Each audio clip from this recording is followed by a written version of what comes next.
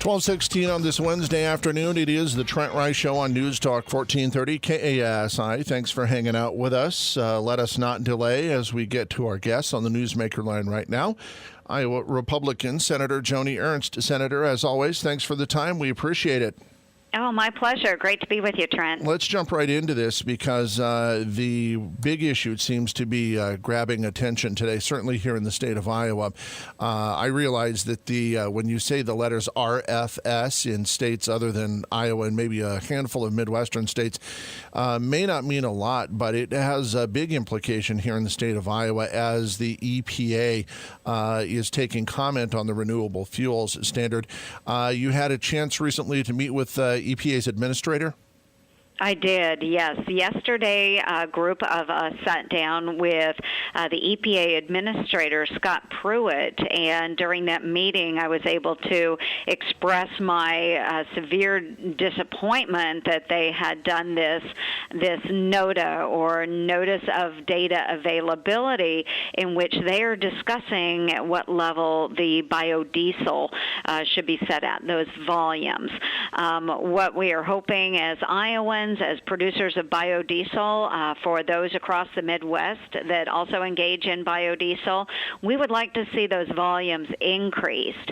And what this signified to us is that maybe the EPA was looking at decreasing volumes of biodiesel for the renewable fuel standard for 2018 and 2019.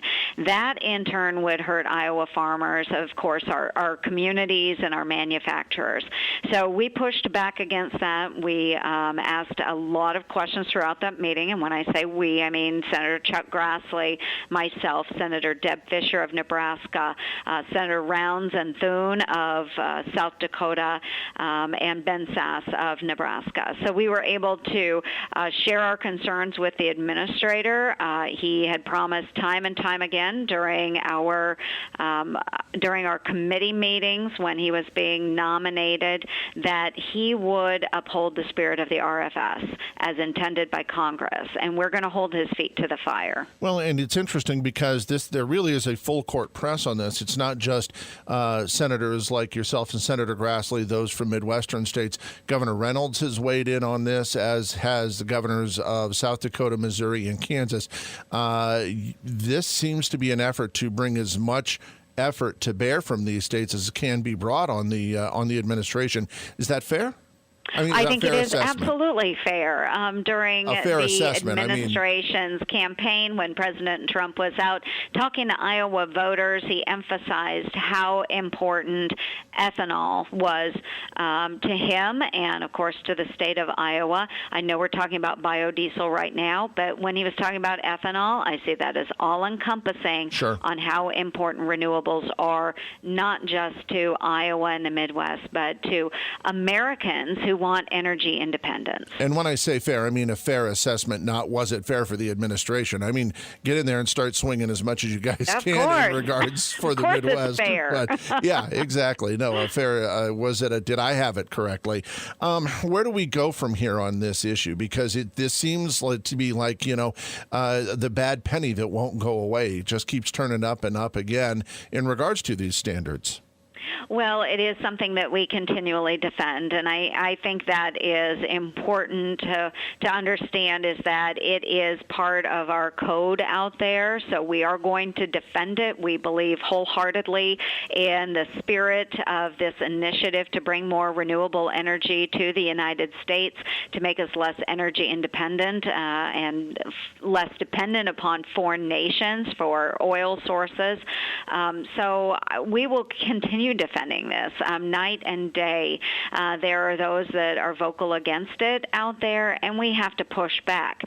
So what we, of course, encourage our producers to do is step up with the information that they have as well.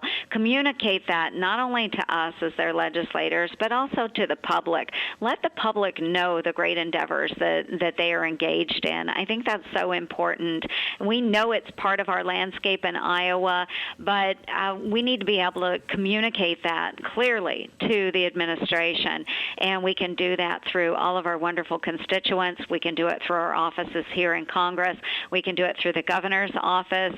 There are so many ways that we can press against the administration and encourage them not to decrease these volumes, but to increase them. Senator Grassley said yesterday, implied that perhaps the administration's nominees to EPA positions in EPA may not get a speedy hearing in the Senate if RFS standards are reduced. It seems to me that senators are willing to play hardball on this one. Absolutely, and we have lots of tools in our toolbox, and one is, of course, any confirmation that goes forward on the Senate. We need to make sure that there's support out there, and so we need those assurances from Administrator Pruitt that he is going to uphold the spirit and intent of the law, and that is really, really important. He had assured us during the nomination process he would do that, and so if he wants other people assigned and nominated, confirmed through the Senate and his administration, they need to uphold the spirit and intent of the RFS as well.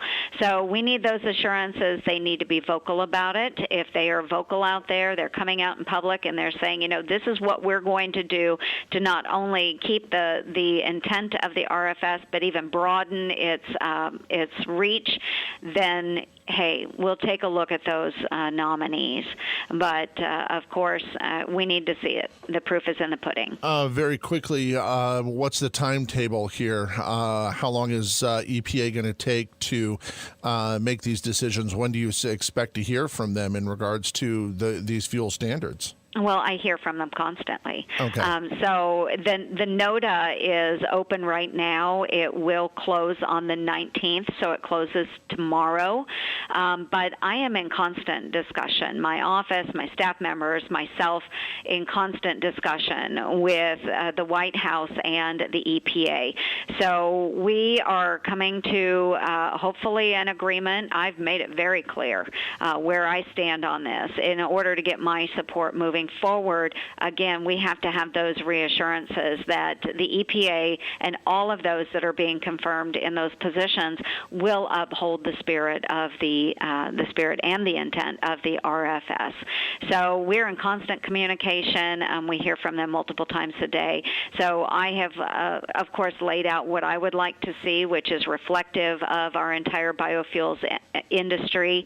And I think we are getting somewhere. And I think our discussion yesterday face-to-face with Administrator Pruitt was very helpful. And I reminded him that there are 88,500 family farms that are really dependent on the market that is driven by the RFS.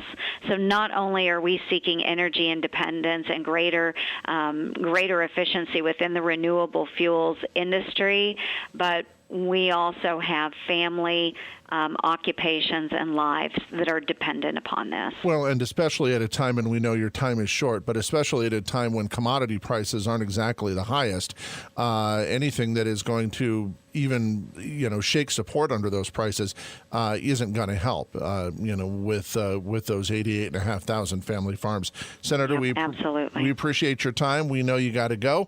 Let's figure out a time when we can talk again soon. Absolutely. Thanks so much, Trent. Thank you, Senator. We appreciate it.